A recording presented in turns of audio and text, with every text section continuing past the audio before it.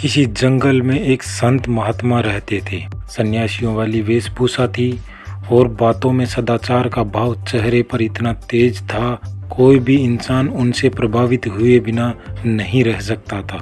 एक बार जंगल में शहर का एक व्यक्ति आया और वो जब महात्मा जी की झोपड़ी से होकर गुजरा तो देखा बहुत से लोग महात्मा जी के दर्शन करने आए हुए थे। वो महात्मा जी के पास गया और बोला कि आप अमीर भी नहीं हैं, फिर ये इतने सारे लोग आपके दर्शन करने क्यों आते हैं। महात्मा जी ने उस व्यक्ति को अपनी एक अंगूठी उतार के दे दी और कहा कि आप इसे बाजार में बेच कर आएं और इसके बदले एक सोने की माला लेकर आना। अब वो व्यक्ति बाजार गया और सबकी दुकान पर जाकर उस अंगूठी के बदले सोने की माला मांगने लगा, लेकिन सोने की माला तो क्या, उस अंगूठी के बदले कोई पीतल का एक टुकड़ा भी देने को तैयार नहीं था। थक करके व्यक्ति वापस महात्मा जी के पास पहुंचा और बोला कि इस अंगूठी की तो कोई कीमत ही नहीं है।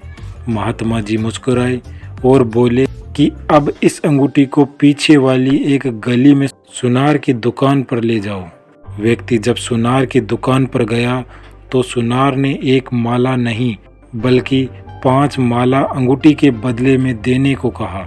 व्यक्ति बड़ा हैरान हुआ कि इस मामूली सी अंगूठी के बदले कोई पीतल की माला देने को तैयार नहीं हुआ, लेकिन ये सुनार कैसे 5 सोने की माला दे रहा है।